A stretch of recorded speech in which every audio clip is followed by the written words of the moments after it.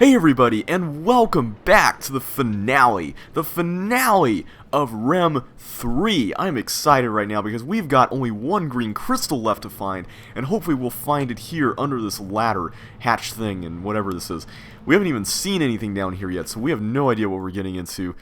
Let's go for it, guys. One last crystal, one last challenge, let's do this. This area is already reminding me of RHEM 2. Look at this cavern, this train car all ready to go. And we've got markings on the wall. 2 squares, they seem to be dividable into 4 parts, and some of these parts are shaded.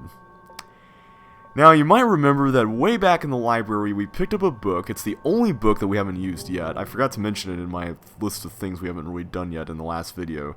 But it's this one, number 8, and it has these square patterns in it. And they have numbers that correlate with each square pattern, and the one that we're looking at right now is this set right here, 2481 and 7360. Where we need to input that, we don't know. Let's see, we got this train car, but it doesn't work. I think that's a first. We haven't really encountered a train car that just didn't work, except for the ones that blocked our path, or that we reached a dead end at. But pressing this button lowers this panel to reveal this console here. Okay, these show zeros for these sets of squares, and these show more zeros for those sets of squares. Can we do anything with these? We can press them.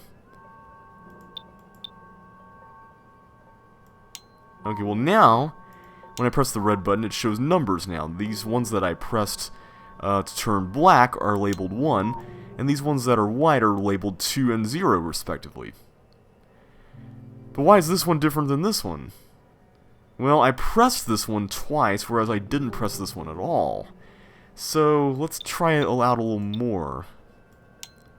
Okay, so I pressed this 3 more times and it raised the number to 5. And this got raised to 2. Okay, so we can see what we need to do here. And pressing that just resets it. So we need to press the buttons the number of times indicated in the book that ties in with this clue. So 2, 4, 8, and 1, and then 7, 3, 6, and 0. And yes, they do have each of the areas that need to be shaded as well, because odd numbers are always going to be black and even numbers are always going to be 0, so that's nice. Oh, I guess we have to... Well, that makes sense. I guess it wouldn't be cool to just take the train ride completely blind. Although, I guess you could look back there, but that would just be like riding in the back of a station wagon when you're a little kid and, you know, you don't get to enjoy the same vacation that your family is enjoying.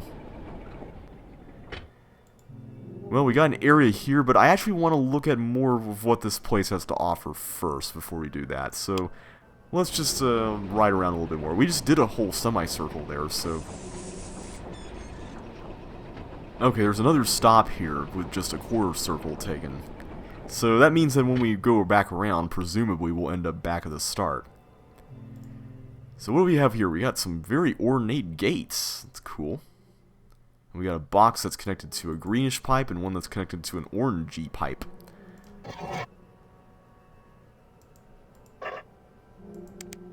Okay, well this is one more clue that we haven't used yet. I did forget about this one. This is what we saw on the back of the hatches. You guys remember the backs of the hatches? We saw something on the back of the hatch when we pressed the orange button. We had something on the back of the hatch when we pressed the green, well it's kind of more cyan, but it was kind of greenish button. And let's match what we came up with these pipes. This is the orange one, so that one is the downwards facing triangle. In fact, I think everything here is facing down. That's not symmetrical. And this was located in the northwest. And then the other one was the flux capacitor type thing, and that was facing north. Like that. And this one was located at the south position. Now both of these wires run over here to this button. Well, that sounded like a good sound. The gate's open. And there's more gates. Alright, well, I think you know what we need to do here. Green crystal time. It's the only thing left in our inventory. We get to finally use these. Open these gates up. So let's just get rid of all the green crystals. Put them all in the holes here. And yeah, you could theoretically come here earlier.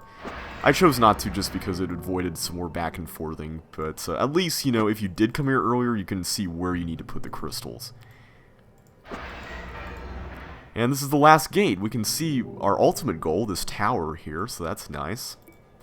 But of course, we're missing one crystal. We're missing one. So we're going to need to find it. There's only one place left, and it's that previous train stop. So let's just take another trip around and see what puzzle awaits us. Hopefully it's nothing too terribly difficult. We've used up all the clues we've been collecting so far, so everything that we'll need to solve it will have to be there. And yes, we're back to the start, so we just need to take one more trip. I kind of want to see more, but this little panel here is blocking the way. I guess there's not much to see anyway. Okay. So what do we got here? Alright, well this thing is facing the direction we're facing.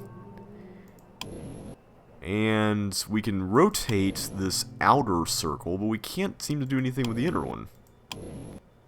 This kind of reminds me, you know what this reminds me of? This kind of reminds me of that thing on the Mechanical Age on Myst, where you had to rotate that C-shaped thing to line up with that elevator that you were trying to get into. But we don't really have any frame of reference for what this is, unless it's part of the rail track behind us. So we'll leave it like this. It's at least aligned, so that's nice. But it doesn't seem to have any immediate effect on our environment. We couldn't really see anything around here when we did that. Nor is there anything rotatable around here, unless you count those fans. But if you look very carefully, there's a lever right here. And I'm not going to lie, this took me forever to find. I mean, look at this. If you go over here, you can't see it. I mean, maybe if you squinted hard enough, you can see it through there, but I sure can't. There's nothing over here. You have to turn around and see it sticking out right there. Yeah, it's kind of a little evil. And it doesn't help that it's a dull gray color either. But pulling it lowers down an elevator. Cool. Alright. Well, let's see where the elevator goes. There's a hole up here, but we can't really look through it to see anything. Well, we can look through it, but what's there is really nothing. But back here, we've got a stone slab. It's blocking our way. So that's all we can do for now. Alright, well, let's figure this out here, because I think it's kind of obvious what's going on. The stone slab is the thing at the bottom of the map. It's blocking our path. It wasn't aligned with the pathway that led to it. So somehow that needs to be controlled. And when we rotate this, we're rotating the outer shell here.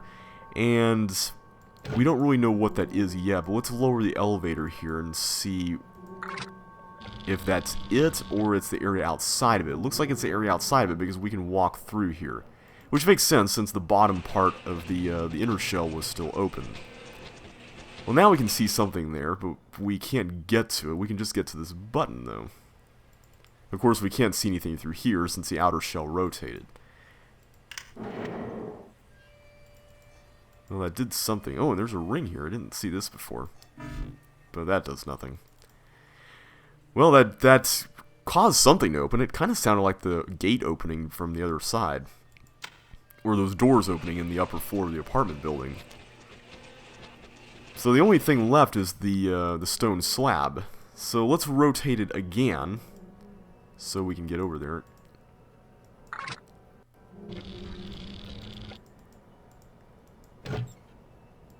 There we go. Also, I don't think we've heard this music at all before this video. Like, I think this is new.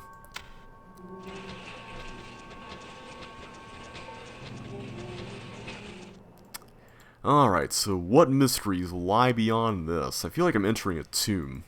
Except I'm going outside. We're back outside! Blue skies and all. We got a power symbol here. And that box runs to this box, which is another combination lock. Yay!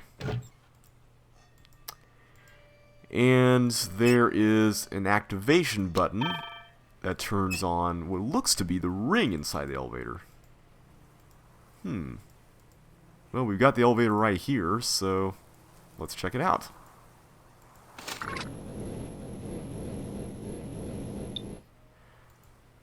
Well, the way's blocked, but I got an idea, because if we rotated it the other way, then that means that the inner shell is now rotated, which means that we can get to the control panel from inside the elevator, which is quite useful. That also means that we can rotate the outer shell to match the inner shell and get out here, which is really where we want to go in the first place. Whoops, I didn't mean to do that. I meant to go this way. So that solves our problems, which is nice. Alright, well, let's check out what's over here. We've got a whole new building to explore. Lots of pathways. We got a cool rotatey thing that we don't know what it does. Yeah, lots of stuff here. Okay, I just clicked on that once, but it went all the way over to the other side. And it does nothing. Well, maybe it's not powered or something. But there's a sign here, or at least there was. It kind of got broken or something. This one didn't, though. It shows kind of a, I don't know, a horn with a pentagon, and all the spokes are there except one, the northeast one. That one didn't move nearly as many times. Interesting.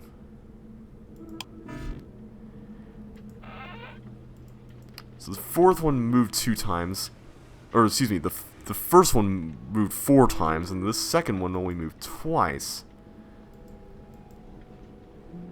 Let's go through here. There's a box right here, but right now we can't get inside. And that one moved 3 times. Still nothing. I'm just setting them all to the right, though. And this is something different. This shows a power symbol with 0% next to it and a slot for a key that we don't have. And none of those work. Interesting. Alright, we got another one of these things, and we have another sign here. This time it has the spoke missing on the lower left. And this one only has one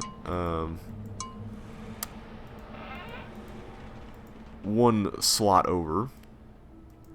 And we have a 5th one here that has the spoke missing on the southeast. Okay, and that one goes 5 different clicks before it gets to the other side. Clicks is the word I was looking for. Okay. So I think I did set this to the right, didn't I? Okay. We got one more area here to explore. And it's got yet another star-shaped keyhole. What is up with those?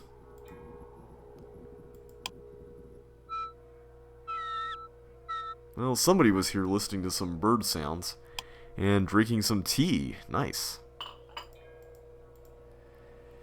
And there's a drawer here that has a book full of symbols and numbers. These look a lot like the power symbols we've been seeing around here. And they have many different variations. In fact, the one that we were just seeing a little while ago at that box had this one, 72. So maybe that's the number we need to input in there. And we got some plates and we got some nails. Those two things certainly go together. Lantern, a saw, nice. And we got a map of the area. Well, this is where we came through. This is the first one we saw with the 4-clicked one. This is the second one we saw with the 2-clicked one. This is the last one we just used with the 5 clicks. This had the 1 click, and this over here was the 3-clicked one, and we saw that there wasn't a sign there either, like the first one. But we can see here what this one is. This one is missing a spoke on the northwest. So the only spoke left that we haven't accounted for to be missing is the north spoke, which would probably have to be this one then. We can also see that there's a break over here. And we've got a symbol with 2 ears and some kind of sound horn thing. Ah, there's a secret compartment with the key. Nifty. and a crate, but we can't look in there. A true adventurer would look in there.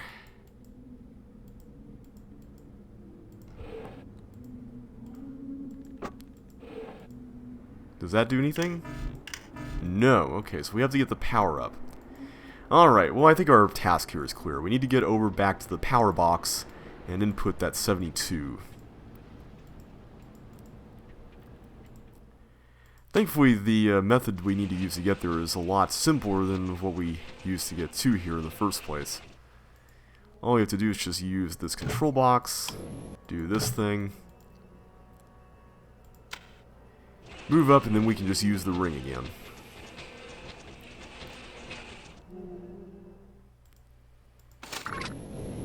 I like how it just shakes around and rumbles. Alright.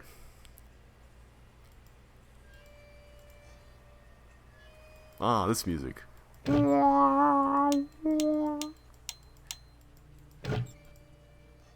Okay, well that should work. We didn't really hear or see anything, but hopefully we can get some sort of reading back at that percentage thing. And I'm just going to turn this around. That way we can get to the control panel, of course.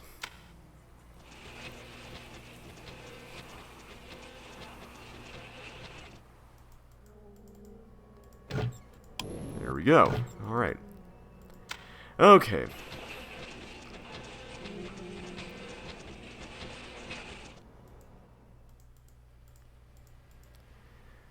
Hopefully this will enable us to access at least one of those buttons, or power up one of those buttons there by the door, if not both.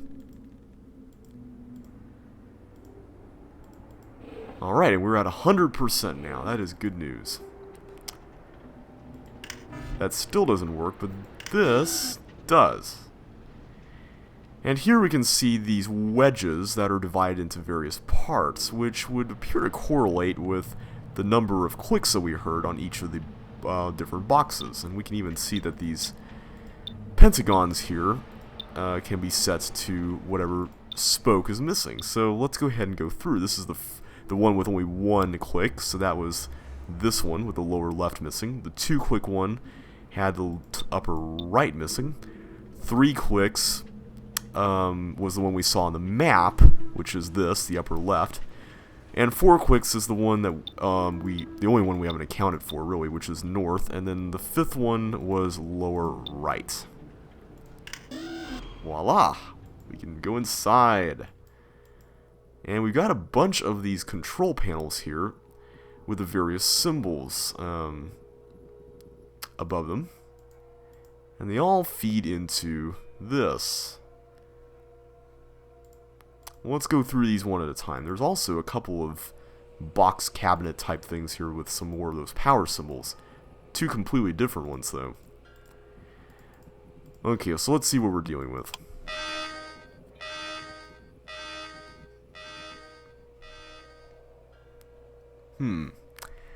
Alright, well that gives us a reading of 15.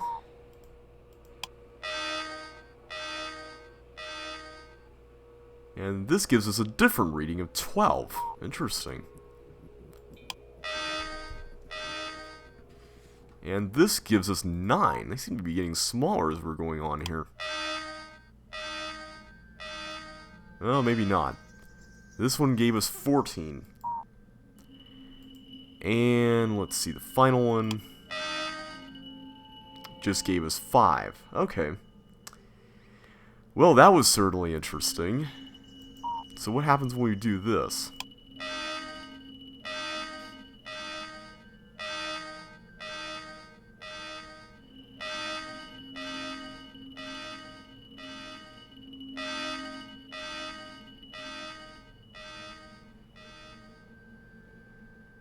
It gives us a reading of 55, which if you add all the numbers together, is the sum of those 5 numbers.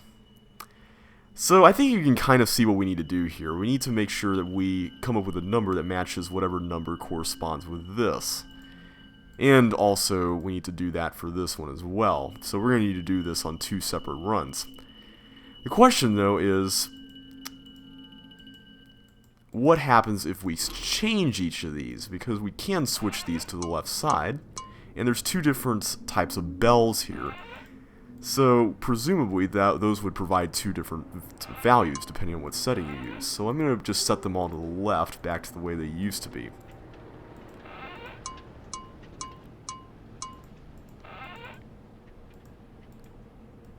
And also while I'm out here, I'm going to go back into that office and just see what the numbers we need are. Just so we've got some reference.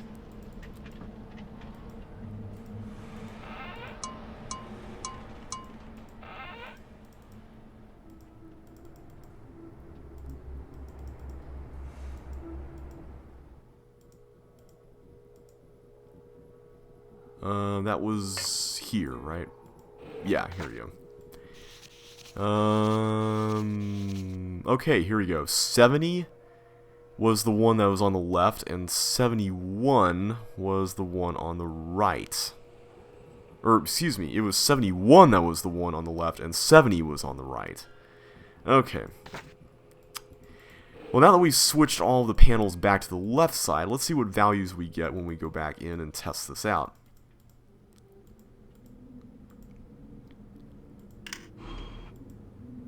Let's start from over here again. Ooh, we got a different sound. We got a much higher number despite the lower tone. We got 25.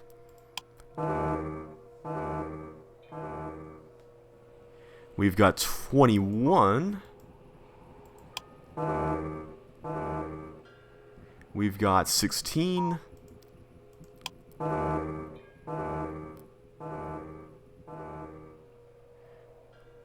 24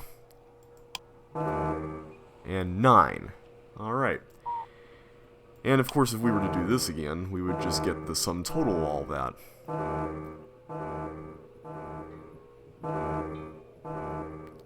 So each of the low tones has a higher value than each of the high tones. And all in all, we can get to a theoretical maximum of 95. But we don't want to go that high. We want to get 71. So in order to do that, we need to set some of these to high and some of these to low. And as far as I know, there's only one combination of settings that does this. We need to set the 1-click one to high, 2 clicks to low, 3 clicks to high, 4 clicks to low, and 4 clicks to high and 5 clicks to low. All in all, we would be getting 5 plus 24 plus 9 plus 21 plus 25, which should equal 71. So let's go ahead and do that. 3 we should set to high. Let's see here, this is number 1, which we should also set to high. We've already got 5 on low, so I'm not going to even worry about that. And 4 needs to be on high. And, or excuse me, this is number 2. It's supposed to be on low. 4 is over here.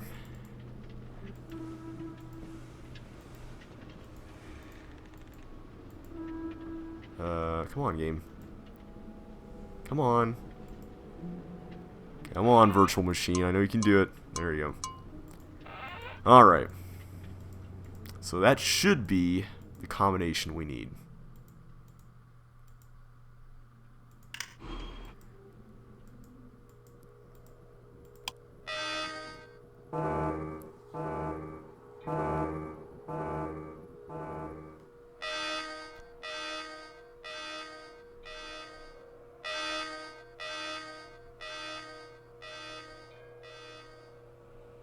Alright, we got 71.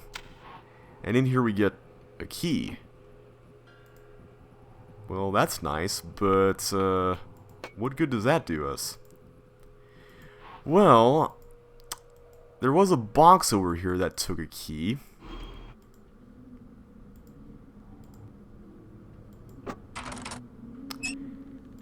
And this disconnects something, which we saw on the map, that we could isolate something from everything else. Specifically, this panel right here. Now, why would we need to do this, though? Well, as it turns out, getting a value of 70 for the other one actually requires not using one of the boxes.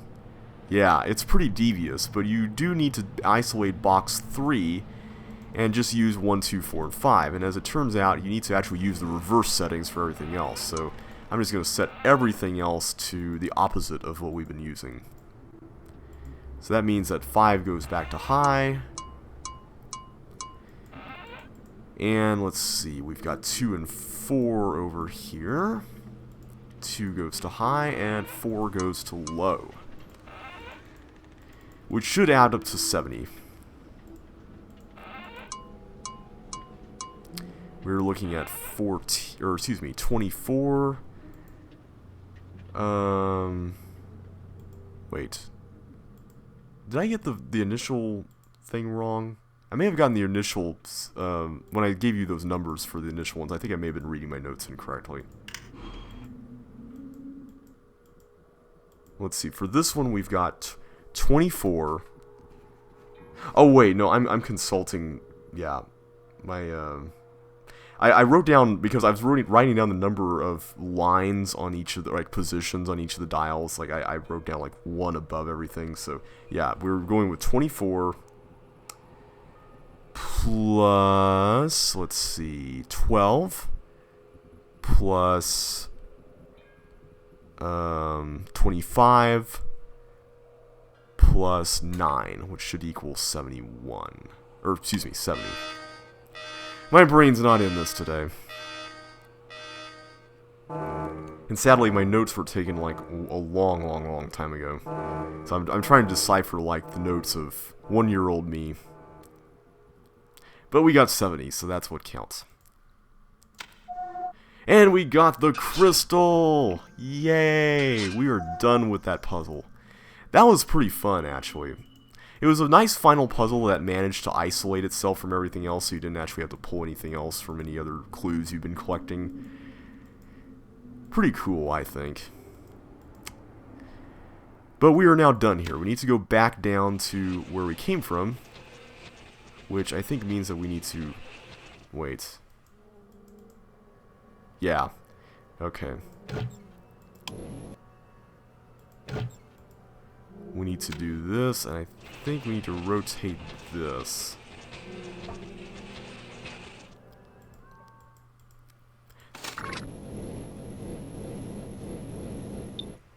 Alright.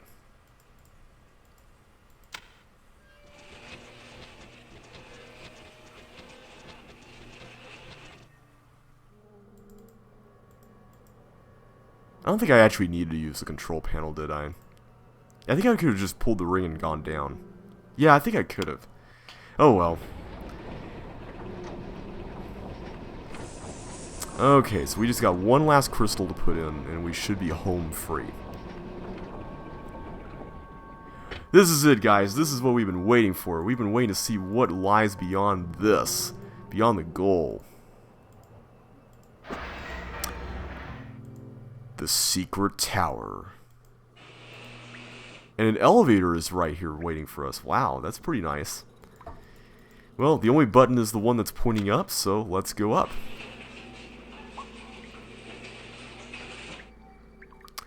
And we've got multiple buttons here.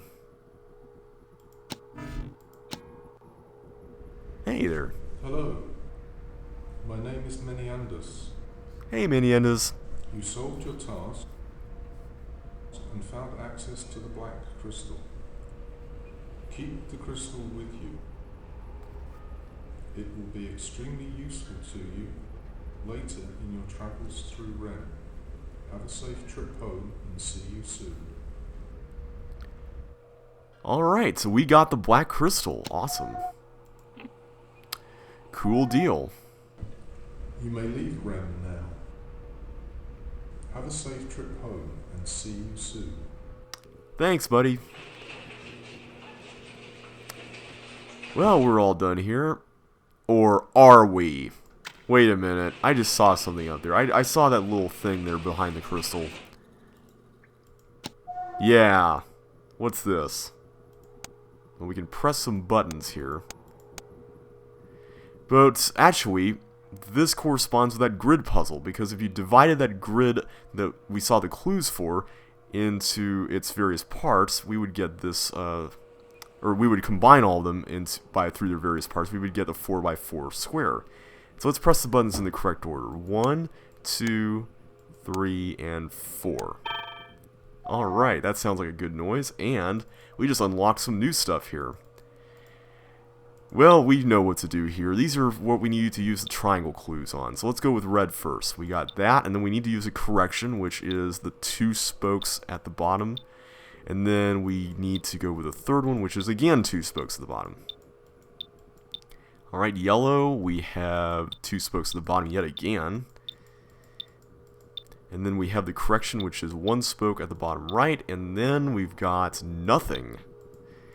And then for blue, we've got 1 spoke at the bottom left. We've got 2 spokes, top and bottom right, and then we've got 1 spoke at the top and 1 spoke on the bottom left. And then green, we have all 3 spokes represented, and then we've got 1 spoke on the bottom left, and we've got 1 spoke on the top and 1 spoke on the bottom right. Perfect. And we can use a new button here to go up even more. Awesome.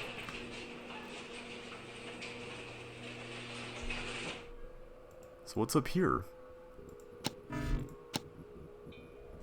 Oh, you found all of the hidden clues and solved the extra puzzle. I congratulate you and present you with another key which you should use to operate your vehicle. That way, you will become familiar with another part of RHEM that, for the time being, I have kept hidden from you. Good luck. You kept hidden from us? Oh, it's this thing. Why would you keep things hidden from us? Like, are you like the mastermind around here? I don't know, this is just so weird. Like, it just feels like everything is so deliberately set up for us. But we got all we needed. We got our black crystal. We've got our key for the vehicle. So let's go back up to Keyhole's apartment and put the crystal into the testing device. After all, we need to access our vehicle again, and I think that might have something to do with that. That's the other thing that I've been wondering about. Like, how does Keyhole have the time to manufacture all these mechanisms that test what we find and open up the ways, you know, to exit and all that, when he probably could have spent just as much time, you know, finding the stuff himself. Okay, what am I doing? I'm trying to create an actual story for these games, but you know what? I'm kind of becoming more and more okay with the fact that they don't have a story. I mean, they're for the puzzles. They're there for the puzzles, and that's cool, you know. I've kind of gotten used to that.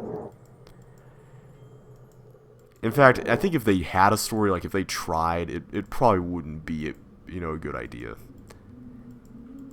It's better that we just keep it here to the puzzles. We get more attention focused on puzzles and... Oops, I need to close this. I guess Keyhole's invented a safety precaution here in case you try to stick your foot in there or something. Alright, well, let's put the crystal into its little holder over here.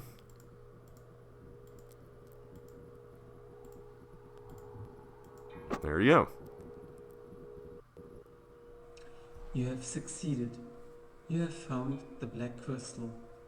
When you remove it from the scanner, the lamp will shine green. Then the rear exit to the elevator will open and you can leave RHEM once more. Please send the crystal to my brother Zetteus. Thank you and have a safe journey. You're welcome. Alright. And the light's green. Great. Alright, so all we need to do now is just head out here. And now we know what triggers the other door to be unlocked, so that's nice. I guess that's technically the only other loose end that we need to tie up is this door. And also, I'm getting some lag here. I don't know what's going on. Sorry about the lag. Okay, we reunited with our car. Nice. See, he planned for this. Like, he planned for the car to be here, to be sent through here. It's like, you could have found the crystal by yourself, man.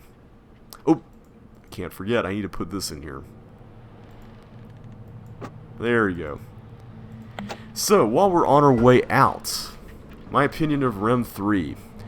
Like I said at the beginning of this game, this is my favorite game in the RHEM series. I think the reason why is just because the structure of it is just laid out so nicely. it's got a very linear structure, but it presents non-linear portions at various opportunities that really make sense. You're not overwhelmed immediately at the start. You start off with puzzles that are manageable. And then by the time you collect some clues and everything, you're kind of guided along a path through puzzles that are fairly, self-contained until you get to the secret library where you collect all the clues for things that you obviously couldn't do at the start. And with that big info dump, you got so much stuff that you can try out, and you can do it in whatever order you wanted. And I think that plays to the game's strength. It knows exactly when to give you that information, and it's all the better for it. So here we can go either left or right, but thanks to the fact that we have the vehicle key, we go to the right. So if you didn't have the key, you didn't solve all the extra stuff, then you would have gone to the left. And that's the other thing I liked about this game, is that you could skip all that stuff. You didn't have to beat the game using the long path that we did, but it does make things more interesting. So this is the part that he's kept hidden from us. Alright, what do we have here? Well, we got another one of these trees, but we can't take any leaves from it. We got a little house here with a little study and another one of these keyholes that we can't open. This is driving me nuts. Well, we got some glyphs here on this thing. Like, they kind of look like fish. And we've got a computer with some notebooks. RHEM 2. Oh man, look at the memories. All the memories. Remember those places? Ooh, RHEM 1. Wow, this was a long time ago. Man, remember when we did this? I don't even remember looking at that. Must be a view that we didn't really see. And of course, our journey that we just took. Awesome. It was fun. It's been a great time. But we've got one final puzzle to solve. We need to see what those glyphs on the wall are about. We can see them here. We can see one there. And actually, this appears to be a map of the places we've been. This is the apartment building, the entrance area, the hallway with the flower rooms. And the glyph for this is a fish that's facing left. This one appears to be the upper floor, I think, of the apartment building. It looks like it, at least. And the glyph is a fish facing right. This one is the reservoir area. We got the tally marks, we got the various levels of the bridge, and the glyph is a fish facing to the right, but with its tail up. And if I'm remembering correctly, this looks like the 4-story building, with the gate down here, the ladders, the various floors of the building, the secret library up here, and the glyph is a fish facing right with its tail down. Okay, so let's see if we can find these. That's the tail down. We're facing to the right. I think that was, yeah, facing there. This faces right with the tail up, and we just need that. Hello. I have discovered one of the hidden passages. To open the door behind you, we will need a special key. I will have found it by the time you return. Then I will need your help again. See you soon. Awesome. However, despite that awesome sequel hook, we don't actually follow up on this mysterious key in the next game, which is a real bummer, I gotta admit. But I will be LPing the next game. I'm not sure when. It may be soon. It may be a little bit later, depending on how this move goes.